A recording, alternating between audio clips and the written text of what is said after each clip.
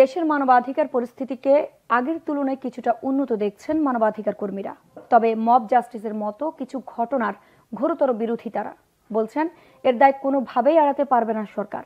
পরিস্থিতির উন্নয়নে ভবিষ্যৎ সরকার মানবাধিকার আইন প্রণয়নের উদ্যোগ নেবে বলেও প্রত্যাশা মানবাধিকার কর্মীদের। আহমেদ সরোয়ারের রিপোর্ট। বিগত কয়েক দশকে বাংলাদেশের মানবাধিকার পরিস্থিতি দিনকে দিন খারাপ হয়েছে। এবছরের এপ্রিলে প্রকাশ হওয়া ২০২৩ সালের যুক্তরাষ্ট্রের মানবাধিকার প্রতিবেদনেও তা স্পষ্ট। বিচার বহির্ভূত হত্যা, গুম, নির্যাতন, বিধি বহির্ভূত ধরপাকড়ের বিষয়টি উল্লেখ করে এতে বলা হয়, মানবাধিকার লঙ্ঘনের ঘটনায় ব্যাপকভাবে দায় মুক্তি দেওয়ার অনেক ঘটনা রয়েছে। বেশিরভাগ ঘটনায় জড়িত কর্মকর্তা বা নিরাপত্তা বাহিনীর সদস্যদের শনাক্ত ও শাস্তি দিতে সরকার গ্রহণযোগ্য পদক্ষেপ নেয়নি। নিরাপত্তা বাহিনীর সদস্যদের হাতে মোট কতজন নিহত হয়েছে সেই সংখ্যা প্রকাশ করা হয়নি।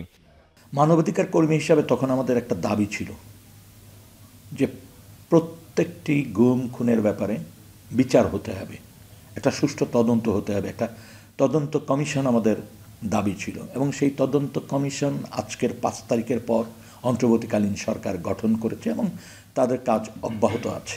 এখনও মানবাধিকার লঙ্ঘনের বহু ঘটনা আমরা জানতে পারছি, সংখ্যালঘুদের উপরে কম বেশি নির্যাতনের, তবে যতটা বলা হচ্ছে তার চেয়ে অনেক কম। এবং অনেক ক্ষেত্রে এটি রাজনৈতিক কারণে সংগঠিত হচ্ছে, যেটাকে পরবর্তীতে লেবাস দেওয়ার চেষ্টা করছে। সবচেয়ে বেশি পেইনফুল সেটা আমাদের দেশের জন্য, জাতির জন্য এবং জনগণের জন্য, সেটা হচ্ছে যে এই যারা ভিকটিম হয় এরা মূলত যারা সরকারে থাকেন তাদের মাধ্যমে হয়।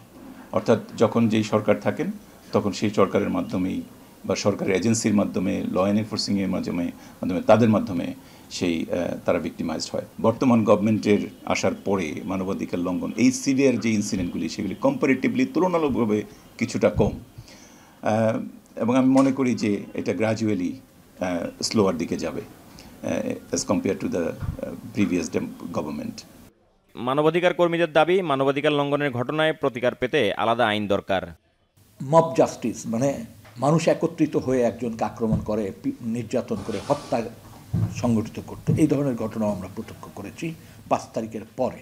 এবং যেটা শিকার হচ্ছেন স্বৈরাচারের দোসর বা স্বৈরাচারের সরকারের লোকজন, যেটিও কোনোভাবে কাম্য নয়। একটি ঘটনাও কিন্তু কাম্য নয়। যে কোনো ঘটনার জন্য দায় কিন্তু সরকারকে নিতেই হবে। তাকে মানবাধিকার পরিস্থিতির উন্নতির জন্য, অপরাধ দমন করার জন্য কার্যকর ভূমিকা নিতেই হবে এবং তার দায় কিন্তু সরকারেরই বর্তায়।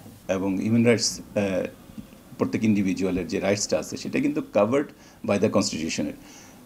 কনস্টিটিউশনাল ল আমাদেরকে আর্টিকেল 27, আর্টিকেল 41, আর্টিকেল 31 এগুলি আমাদেরকে আমাদের ফান্ডামেন্টাল রাইটসগুলিকে কাভার করে। কিন্তু আমি মনে করি যে we should have a human rights law in the country. Human rights act থাকা উচিত এবং কেউ যদি ভিকটিম হয় তার ফান্ডামেন্টাল রাইটসে অথবা হিউম্যান রাইটস যদি ভায়োলেশন হয় by somebody else, he or she should have an avenue যেখানে যে সে বিচার চাবে। পরবর্তী গভর্নমেন্ট যদি আসে, যেই গভর্নমেন্টই হোক না কেন, দে শুড রিফর্ম দিস। জুলাই আগস্ট গণ অভ্যুত্থানের চেতনাকে ধারণ করে মানবাধিকার পরিস্থিতির উন্নতি না ঘটাতে পারলে ভবিষ্যৎ সরকারকে কেবল দেশে বিদেশের প্রশ্নের সম্মুখীনই হতে হবে না, শেখ হাসিনা সরকারের পরিণতি বরণ করতে হতে পারে বলেও অভিমত মানবাধিকার কর্মীদের। পরবর্তী সরকার যারাই আসবেন তারা মানুষের অধিকারের ব্যাপারে অত্যন্ত সচেতন হবেন। আহমেদ সরোয়ার, বাংলা ভিশন, ঢাকা।